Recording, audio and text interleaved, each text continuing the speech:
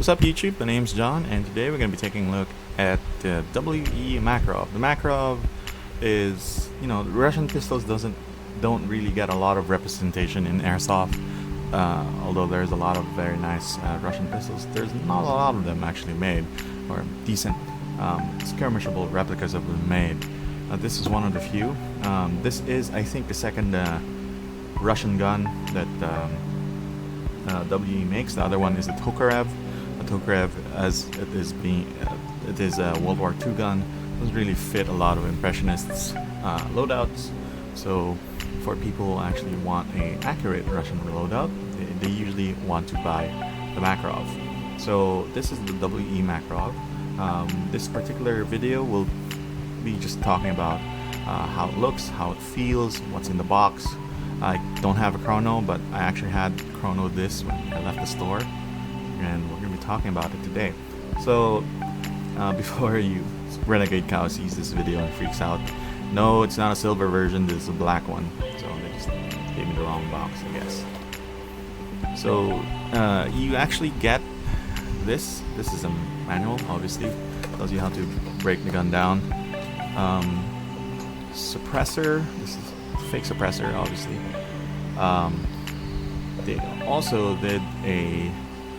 They also included a inner barrel to actually increase velocity, and it's rather weird setup. It's not a quick detach system like most of the other guns or angry gun out there.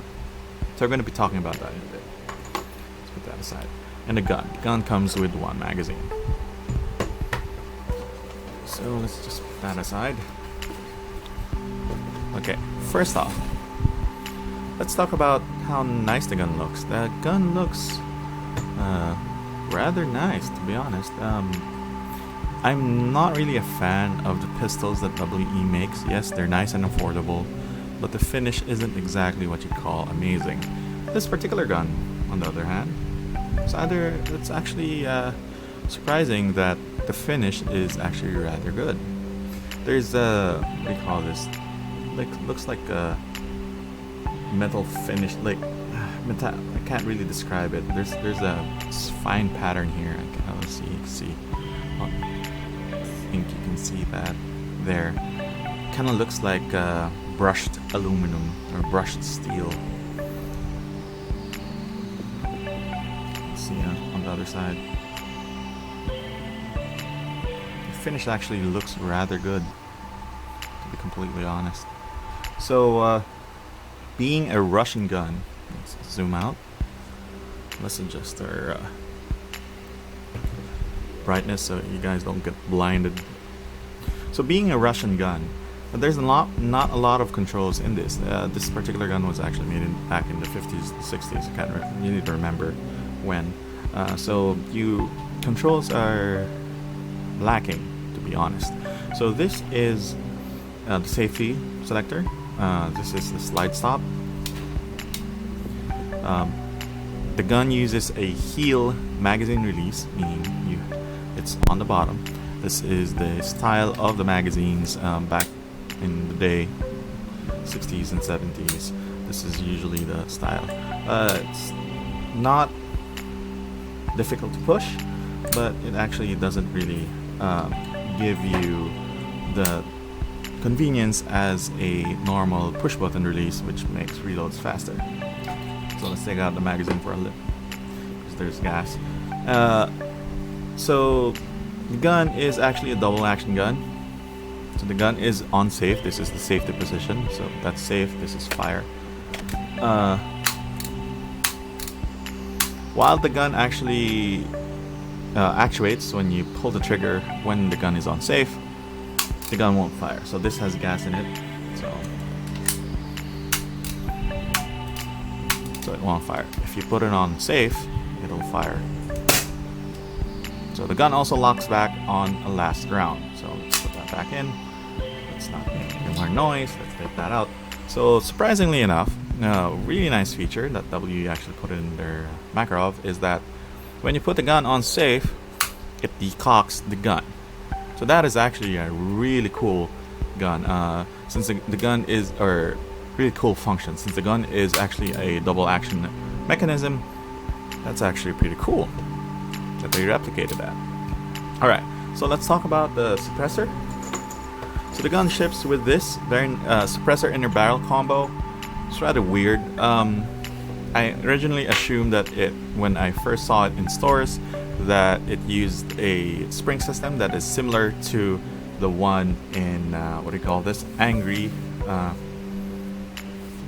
I forgot the name of the company, but it's essentially a spring-loaded suppressor system where you actually just put the suppressor, you lock it in, and its springs keep the barrel aligned with the other barrel, with the inner barrel. This particular gun does not do that.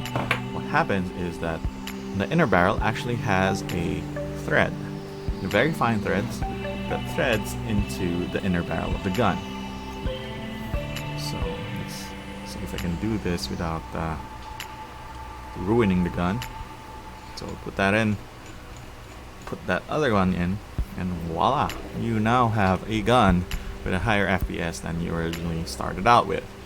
This gun is rated, I think we chronoed it when we left the store. Before I left the store, this was 300 FPS without this, and 400 FPS with it. So it's a 100 FPS increase just adding this particular thing. It's a gas blowback thing. You're not gonna find that in AEGs. This, I don't know. I like the idea, but I'm probably not gonna use that in games because that is ridiculously high. You're probably gonna hurt someone if you use that close range. Profuse. We don't want to injure people. We just want to make them feel their hits but not injure them. So you can also use the suppressor, obviously, without the inner barrel. So just pop that in. The outer barrel does not move. So this is a non-tilting design. So the gun actually cycles well without the inner barrel installed. So in typical WE fashion, there is absolutely zero trades in the gun. There are no trades at all anywhere in the gun. No trades, which is okay, I guess. This is a duty gun. This is a Russian gun.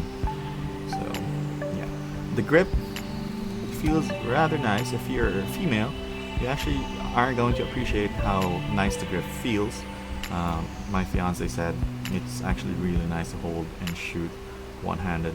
Recoil is really snappy, surprisingly enough. The recoil is really snappy.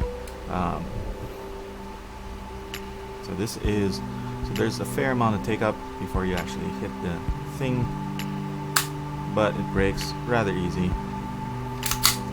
So there's an audible reset as you reset the gun, as you ride the sear.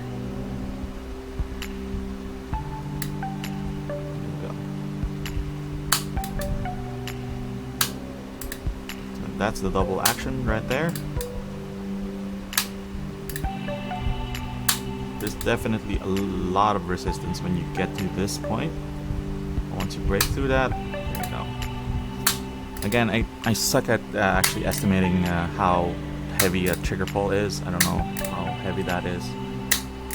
It's not particularly heavy, but it's not gritty either.